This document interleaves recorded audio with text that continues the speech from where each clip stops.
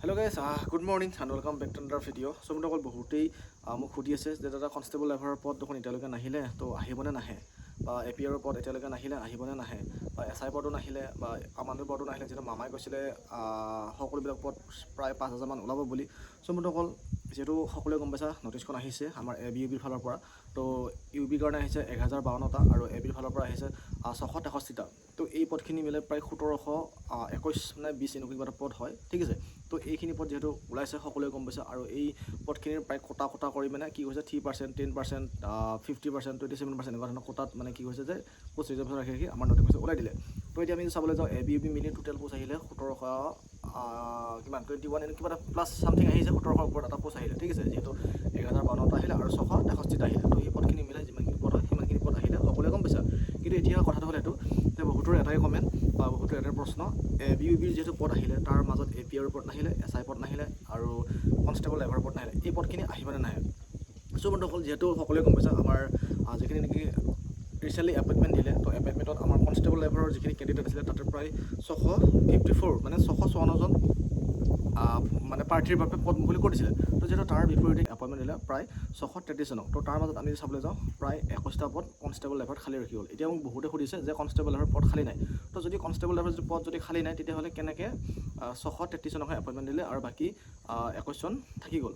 যিহেতু পোষ্ট আছিলে 656টা আৰু এপইণ্টমেণ্ট দিলে 633জনক। তো যিহেতু আমাৰ এটা কনষ্টেবল লেভেলৰ যিখিনি ভেকেঞ্চি আছিলে বা যিখিনি পদ আছিলে, তো সেই পদত এটা নিৰ্ধাৰিত কাট অফ আছিলে। যদি নিৰ্ধাৰিত যদি কাট অফ যদি তোমালোকৰ যদি সেই কাট অফৰ আণ্ডাৰত যদি অহা নাছিলে, তো সকলোবিলাক কি হ'ল ফাইনেল মেৰিটত নাম আহিলে। হয়তো বহুতে ভাইভা দিও কনষ্টেবল লেভেলৰ নাম নাপালা বা বহুতেই ৰিটেন টেষ্ট দি বা ভাইভা দিও কি হ'ল যে তোমালোকৰ কনষ্টেবল লেভেলৰ এপইণ্টমেণ্ট নাপালা। ত' তাৰ মাজতে হয়তো বহুতে মোক মেছেজো কৰিছে দাদা মোৰ নামটো আহিলে লাষ্ট চিলেকশ্যনলৈকে। তো কথাটো হ'ল এইটো যিখিনি কাট অফ দিছিলে, তো যেনেকুৱা ধৰ A B euro cut off দিছিলে, তো এ বিটো পষ্ট ৰখি গ'ল বা ইউ বিটো পষ্ট ৰখি গৈছিলে, তো ঠিক তেনেকৈ কনষ্টেবল লেভেলতো পষ্ট ৰখি গৈছে।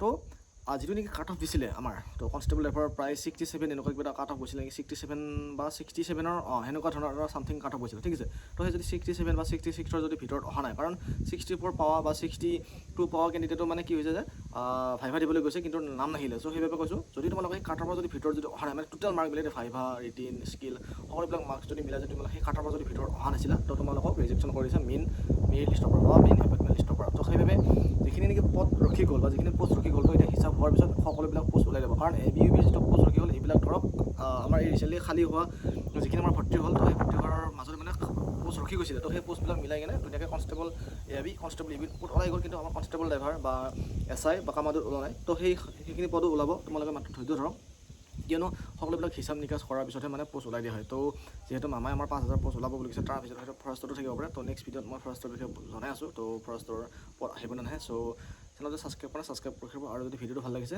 কমেণ্ট কৰি দিয়ক কোনে ক'ৰ পৰা চাই আছা। বাকী এনেকুৱা ভিডিঅ' সদায় দি থাকিম, মাত্ৰ চেনেলত ছাবস্ক্ৰাইব কৰি দিব, ঠিক আছে। বাই বাই, জয় অসম। তো বন্ধুসকল ভিডিঅ'টো আৰু এটা কথা কওঁ যে তোমালোকে নিশ্চিন্ত মনে থাকক কনষ্টেবল লেভেলৰ পদ আহিব, তো মাত্ৰ অপেক্ষা কৰক কেইদিনমানলৈকে, ঠিক আছে। বাই বাই, জয় অসম।